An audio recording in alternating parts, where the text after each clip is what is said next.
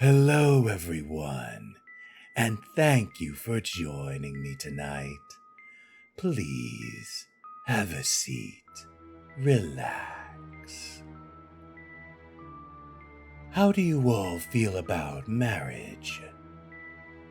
I've actually been taking quite the interest in this strange little human custom.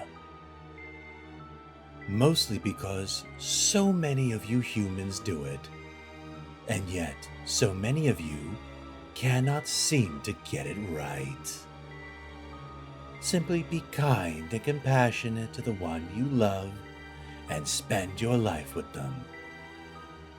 Then again, I've never been married, and I'm not human.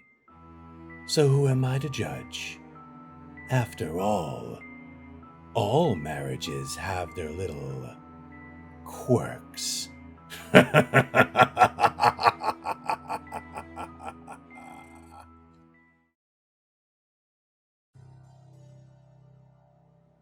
always enjoyed my Sunday visits with Grandpa. He wasn't able to take care of himself anymore, so the family had moved him into a retirement community. Being an independent person, Grandpa had made a big fuss about moving in at first. However, once he started to get to know the other residents and learned about all the activities that went on at the home, he felt a lot better about being there. After Grandpa moved in, I would visit him every Sunday and join in at the weekly game challenge. The game changed depending on the week. Sometimes it was gin rummy, other times it was shuffleboard, sometimes it was bingo. The games were chosen ahead of time by the residents from a list that had all the available games written on it. When the game was decided upon, the entire hall will be converted into an area for the game of choice. This week, the residents had chosen to play backgammon, admittedly not one of my favorites. After we played a few rounds of the weekly game, Grandpa and I would get some lunch at the retirement home dining hall and then head back to his room so he could tell me one of his favorite stories. Grandpa told all sorts of stories about gnomes, fairies, giants, and other supernatural creatures. He even told me about the urban legends like the alligators living under the sewer he had heard while growing up in New Jersey. It was always a lot of fun hearing Grandpa's stories, and I always look forward to hearing a new one every week. The years passed, and I entered high school. I didn't stop by to visit Grandpa as much anymore, because I became busy with hanging out with friends, doing homework, and starting to date girls for the first time. Even though I didn't have the same amount of free time as when I was younger, I would still try to visit Grandpa as often as I could and join in on the Sunday games. I would have lunch with Grandpa and listen to one of his tall tales when we went back to his room. I was older, but I still loved listening to his stories. It seemed like he would never run out of subjects to talk about. He even told me about his experiences as a pilot in World War II. It was always a lot of fun listening to the trouble he got into as a pilot, flying under billboards to see how low he could make his personal plane that he bought after the war go. Finally, it came time for me to go to college. I wouldn't be back for a while, so I wanted to spend a lot of time with Grandpa before I left. I noticed that his health had taken a turn for the worst, but he never brought it up. I never brought it up either because I didn't like to think about the fact that Grandpa's health was fading. I visited him like usual until the last day I had free before the new semester. This would turn out to be a visit that I would never forget. We had our usual schedule. Play a game, chat over lunch about all the new things in our lives, and go back to his room for a cup of coffee, butterscotch cookies, and one of his tall tales. We sat next to each other at the table, dunking our cookies into hot coffee and eating them one by one. Today, Grandpa seemed more introverted than usual. He hadn't really said much over lunch. I figured that this was because he was having one of his bad days, or the days when his bones ached and he had a hard time getting around. However, I didn't think this anymore when I saw Grandpa promptly stop eating the cookies in front of him and give me one of the most serious looks I had ever seen him give me in my entire life. I put down my own cookies as well and listened to whatever it was Grandpa was about to tell me. He cleared his throat and in a gray tone said, "You're older now, Thomas. You're about to go off to university and experience a whole new chapter in your life. That is why today, I have to give you some advice." I smiled and urged him to go on. Grandpa nodded and continued where he left off. "You're the first person I'm telling the story to. I told myself I would only tell my most devoted grandchild this story in the hopes that they would not make the same mistakes I did in life. And you must promise me that you will only tell this story to your most devoted grandchild so that every generation is given a fair warning." Grandpa paused and made sure I was going to keep the promise. I swore that I would on my life, and then he continued on. "You know about your grandmother, don't you?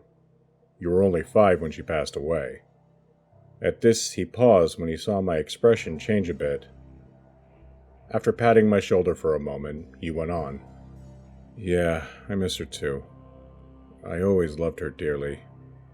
It was at my old age that I had a lot of time to reflect on my past actions. I wish that when we were married I could have treated her better. If I had only treated her better, maybe she wouldn't have turned out like that." I was taken aback by his statement. "What do you mean?" Grandpa sighed. "This is what I want to talk to you about. Some advice I want to offer you as you head off into the world and want to make a life for yourself. You see, your grandmother and I got married in the 50s. In those times, men were king of the house, and their wives had to attend to their every need. I'm not saying it was right. It was just the way things were back then. I was the same as most men of that era. I was fresh out of my military service from World War II, and I had just settled down with your grandmother. We bought a cheap house under the government program to encourage homeownership, and I got a job working at an office. Unfortunately, like most men of the era, I was always very hard on your grandmother, who, like most women of that era, stayed at home. I always demanded the best from her. The best housework, the best meals, the best hosting when we had neighbors over. I insisted that she always dress up, wear makeup, and put on her fine jewelry when managing the house. No wife of mine was going to be a slob and get me mocked by the neighbors. Looking back now, I realize how silly I was to demand all that from her. But I suppose we were both victims of the culture at the time. I think my strictness got to your grandmother at times because there were occasions when I would see her weeping to herself as she made dinner in the kitchen. When she was like that, I would leave her alone. I had tried to suggest that she watch one of her shows on the Women's Network or listen to a cooking show on the radio, but my suggestions always just made her more upset. So I learned to give her space when she was in one of her moods. However, one night, she was so upset that she burnt our meal. Even after burning it, she still served it in both our dishes at the table and sat down to eat her own portion, still weeping as she shoveled burnt pieces into her mouth. This was unacceptable to me. I chastised her for what she had done and told her to go back in the kitchen and make a new dinner for both of us. I told her if she couldn't get herself together, to simply make me a sandwich. That ought to calm her down a bit. It was then that something changed in her. Her tears suddenly stopped and a small smile crept over her face. She laughed a bit and I laughed along too. The whole situation was a bit comical. I apologized for being so strict and she shook the whole thing off. She brought the dishes back to the kitchen and set forth making a second meal, which when served for a second time was up to the usual quality of her cooking. After that incident, your grandmother didn't cry again. She went about happily doing the housework and preparing the meals. When she was chastised, she would just smile and say she'd do better. She was the model housewife. It was around that time when one of my good friends, Jerry, went missing. Your grandmother knew his wife Edith, and together they got all the housewives involved in trying to find him. They put up flyers and the like, but unfortunately, Jerry was never seen again. It was a few months later when another one of my friends, Stan, went missing. The housewives got together again and tried to find him with little success. After that, the excitement died down. Although the men were not found, no one else went missing in the neighborhood. It became somewhat of a local mystery. None of the men had a reason to go missing. They both worked at the same office that I did, and they both had stable home lives. Even to this day, the neighborhood is still talking about the circumstances surrounding their disappearances. The incident did bring the community together, though. The housewives ended up forming their own club, which became a national sorority. It was open for many years, and during that time, they donated a lot of its time and effort to helping less fortunate people in the community. I was one of the people who always wondered what had happened to Jerry and Stan. They were good friends, and I was always sad to lose them. It was when your grandmother's health was failing, many years later, that we got to talking about my old friends. Here, my grandfather paused as if the subject was too hard to talk about. But when he saw my concerned expression, he continued on. Don't worry about me, lad. I'll be okay. Now, where was I? Oh, right. Many years later, your grandmother and I were talking about Jerry and Stan. And that was when she brought up all of the great things she cooked while we were looking for them. The mouth-watering roast she had prepared and fed all the members of the search party. The roast beef sandwiches she had packed for lunches I took to the office. The blood pudding she had made for the neighbors. She went on like this, naming off all the different meats she had cured and served for people over the years. I recalled all her meals with warmth, but was a bit confused as to why she would have brought it up when I was talking about my old friends. And that's when the smile came over her face. That same smile that had come over her face at the dinner table those many years ago. An unsettling kind of grin that seemed to reach in and tug at my very soul. "They've already been cooked, dear," she said in a crackling, uneven tone. I felt myself retch a bit at the thought of consuming the terrible thing that I had. The grandmother just chuckled and continued on. "I cooked them along with all the people you complained about at your job. Remember how you complained about Stan and Jerry getting promoted before you? I took care of that, didn't I? I made sure the supervisors who were bullying you moved away. Of course, they didn't really go anywhere, other than my cooking pot. I always made sure to cook a perfect meal out of all the naysayers, just for you." Grandpa stopped his tale to retch a bit, and I stared at him with my mouth open. I could feel the color drain from my face. At this point, I was visibly shaking. When he got a hold of himself, he continued on. Shortly after your grandmother told me, she passed away peacefully in her sleep. That same creepy smile was painted on her lips when I found her.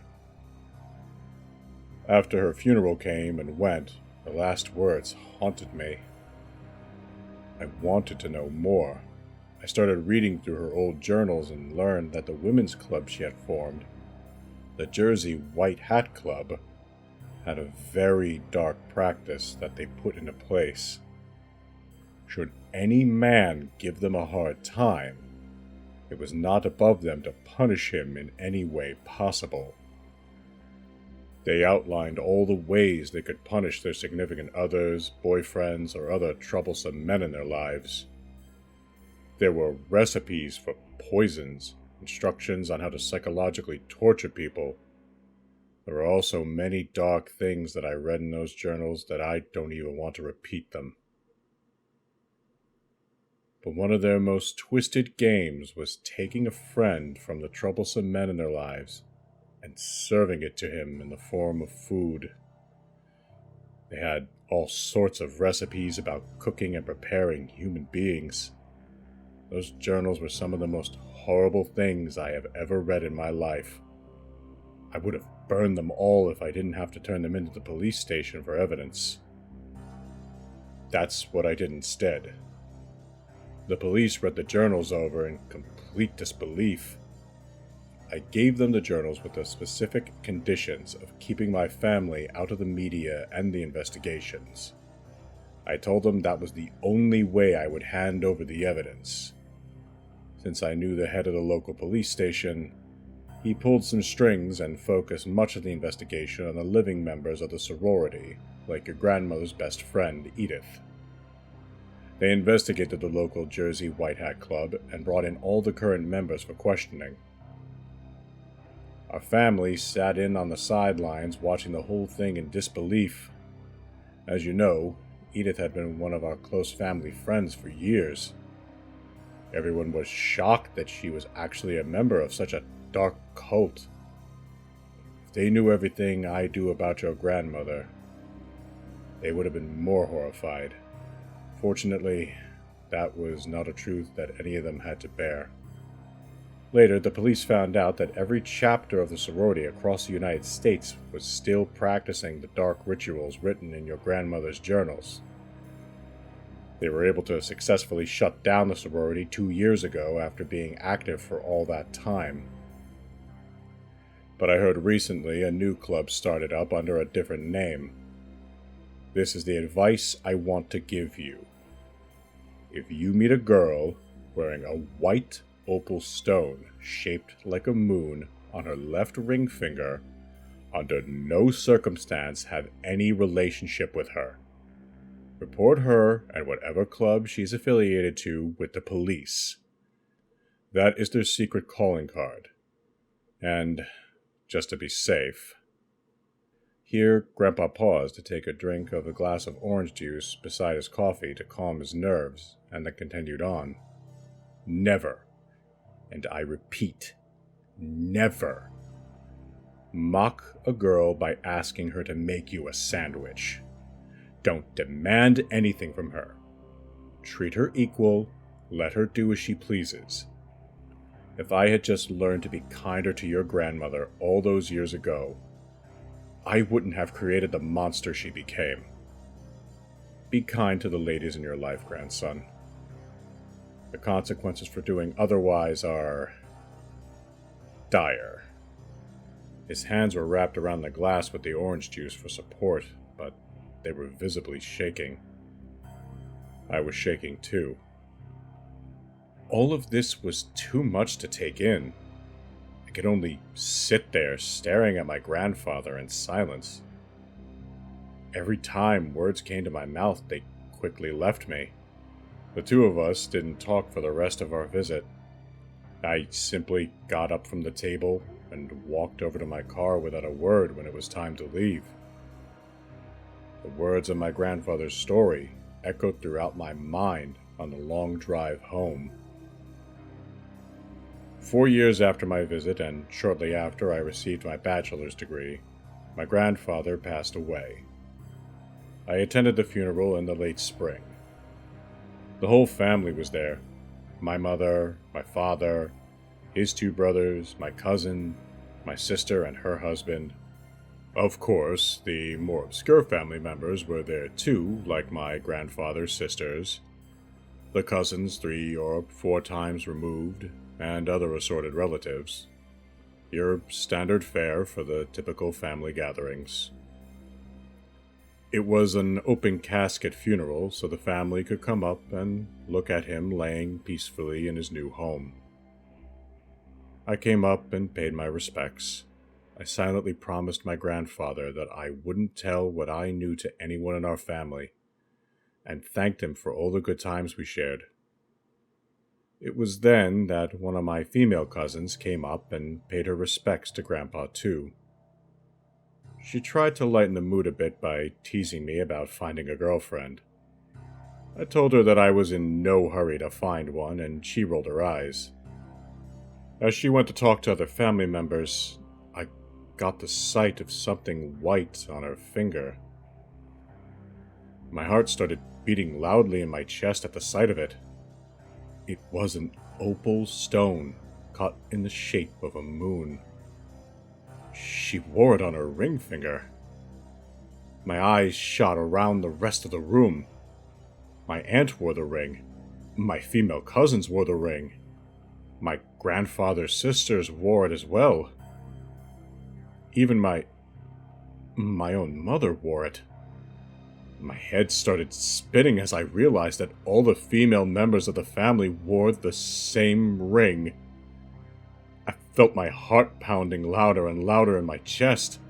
My grandfather had made a big mistake not getting our family involved in the investigation. This thought washed over me as I saw more of our family members enter the funeral house, wearing that infamous ring, and the walls felt more and more like they were closing in on me.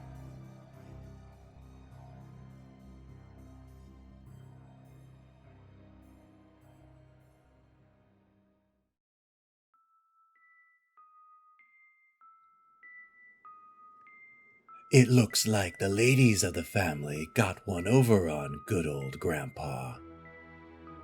But the good and dutiful grandson should be fine, just so long as he doesn't step out of line. I must admit, though, reading that story actually made me a little hungry. Would any of you like something to eat? I'm making sandwiches.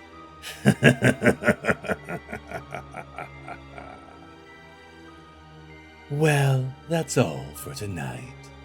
If you enjoyed the story, please remember to feed the algorithm monster by liking and subscribing. Thank you all very much, and goodbye.